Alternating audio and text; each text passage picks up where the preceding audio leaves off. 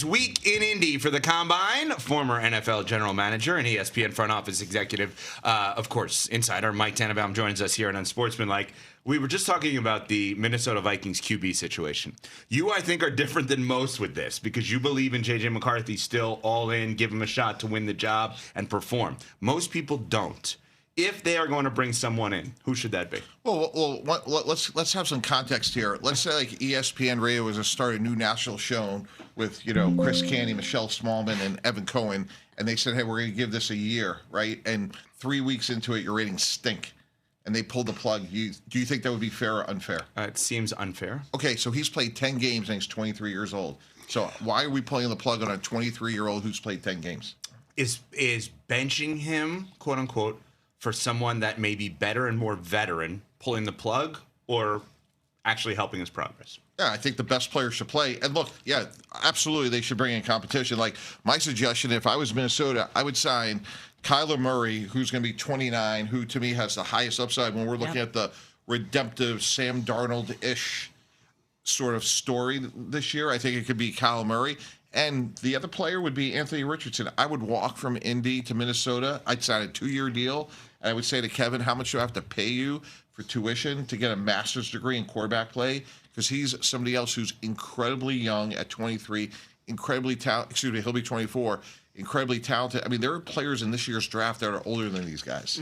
Mr. T, just for a point of note here, you said you would go after Kyler Murray. What does a player like Kyler Murray cost you in the way of salary? I think because there's got to be a cost-benefit analysis when it comes to the player that you're bringing in for competition for JJ. Yeah, Chris, that's a great point. You're hoping it's 20, but because so many teams need quarterbacks, I mean, you can just fill in the blank from Pittsburgh, New York Jets. I mean, probably Miami, right?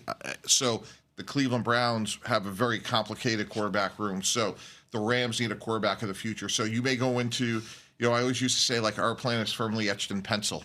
Right, you want it to be 20, but supply and demand may say otherwise. Mr. T, who is the second best player in this class, and who will the second overall pick be? Yeah, that's a great question. Well, I think the best football player is Jeremiah Love. I think Sonny Styles may be the second best football player. That's what's so interesting about this year's draft. We just had a production meeting for Get Up. I said, the big winner this weekend to me was the NFL draft. There's a lot of really good players. Now, look, maybe not the sexiest positions, but, you add guys in like Arvell Reese and David Bailey. There's a lot of really good players. It's just, traditionally you wouldn't take a running back overly high or an off-the-ball linebacker. But you know what? Micah Parsons was an off-the-ball linebacker at Penn State. That turned out to be pretty good. Well, Mike, you are fresh from Indy, from the Combine, and we're always told that in addition to watching these prospects and their athleticism in the interviews that they endure while they're in Indy, that the big thing about the Combine is what happens in the steakhouses. Everybody talking and comparing notes, trying to find out what's going to happen moving forward. So being there, what was the biggest thing that was being discussed amongst people in Indy about either free agency or the upcoming draft? Well, Michelle, more importantly, I think our own Dan Graziano said there are now 17 steakhouses in downtown Indianapolis. Wow. Which is insane. But I would say the Daniel Jones situation is fascinating. And tomorrow at 4 o'clock we'll know, but apparently they're really considering the transition tag. I've been in that situation. What does that mean for people who don't know? That means that he'll be tendered the average of the 10 highest paid quarterbacks, and the Colts have the ability to match in terms of an offer sheet. They don't get any compensation. If you would transition him, which I would understand why they do that, you do lose control. I wouldn't be surprised if a team gave him an offer sheet. I think that'll be a story that we're going to be watching very closely over the next couple of weeks. Okay, wait, hold on. We're talking Mike Tannenbaum here on Unsportsmanlike. So let's just play this out. So the average of the top 10 highest paid quarterbacks, whatever that is, make up a number, let's call it 40 just for argument's sake, that would be his guaranteed salary. That's the floor. But another team could come in and say, we'll give Daniel Jones a 3-year, $150 million deal, and the Colts could match that. Yeah, right. But what the team B would do, they would put it in they would create a structure that would be hard to match. So maybe it's 60, 70 million in year one, fully guaranteed. And I think, by the way, going back to Michelle's question, if and when Daniel Jones is tagged, I think Alex Pierce is going to be a massive winner, the wide receiver who led the league in yards per catch for the Colts. Is there a team that, as you've played this out, you could see making an offer to Daniel Jones outside of Indy? Yeah, I mean, there's a bunch of teams that you could say could the Steelers, identify him and say, hey, we got a new head coach and we think this guy's the quarterback of our future? Arizona, new head coach. Is he the quarterback of our future? And now we still have the 3rd pick in the draft and we got Daniel Jones. Like, we could turn this thing around quickly. Mr. T, what are the Miami Dolphins going to do with Tua? I mean, everyone thinks they're going to release him. And I'd say this, like, if we are in year one of a rebuild, then I think that's what you got to consider. And then in the dot connecting world that we'll be in here for the next couple of weeks, John Eric Sullivan, their new GM, Jeff Hafley, their new head coach, was in Green Bay with Malik Willis, who to me is a greatly improved quarterback. I'm super intrigued by him. I think he's I think he's an underrated player, and I think he's going to have a pretty good market. If they release Tua, that's a $99 million dead cap hit right now. Now, I guess if they post June 1, they can split it up between 26 and 27. We were floating the idea on our show last week about the Miami Dolphins paying somebody off to solve their Tua salary cap problem. If you were in that seat down in Miami, which I guess once upon a time you were. Yeah. If you were in that seat. And he told him to take Herbert. Would you consider using draft capital in order to get Tua off your team? That's been done before. We've seen that with Brock Osweiler, amongst others. I would say, Chris, in year one, no, what I would be saying is, having alignment with ownership to say, hey, in year one, let's do everything we have to build a foundation. Part of this foundation is to let Tua go absorb this cap charge that we had nothing to do with, right? And by year 3, we'll be rolling. Now, if we were in year 3 or 4 and we signed Tua, that's probably a different conversation.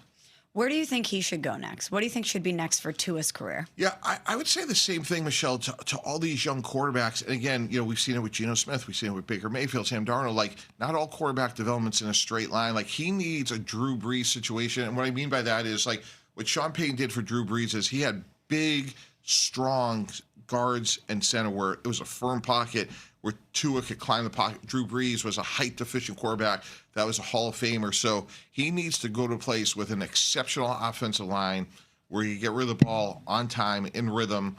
And maybe it's going to a place like San Francisco for a year, like if they trade back Jones and try to, again, resurrect his career and get a fresh start. We're talking with Mike Tannenbaum, ESPN NFL front office insider here on Sportsmanlike, presented by Progressive Insurance.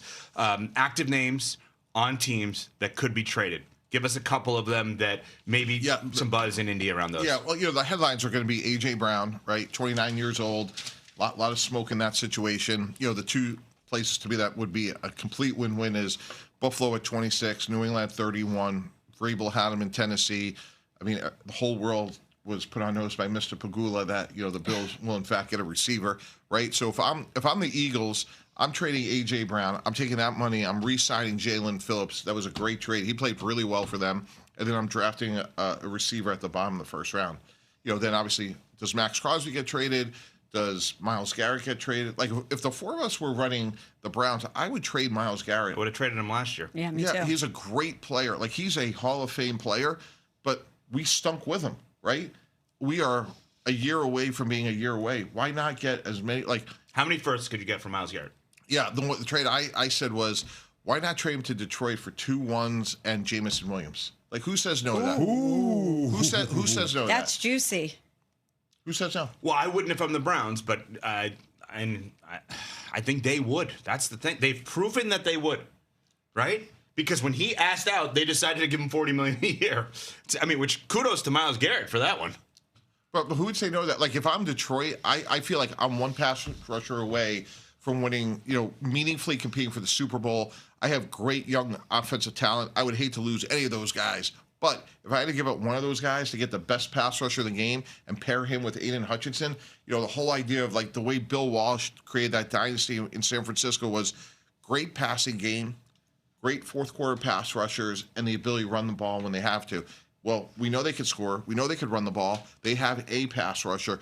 Go get another difference maker. Mr. T, is Ty Simpson a franchise quarterback? I think he's a really good quarterback. I think he was one of the big winners. I don't know if he's a franchise quarterback, but I'd be surprised if he was as good as someone like Kirk Cousins, where you drove to the stadium every week and I'm like, hey, we got Ty Simpson. We got a real chance to win.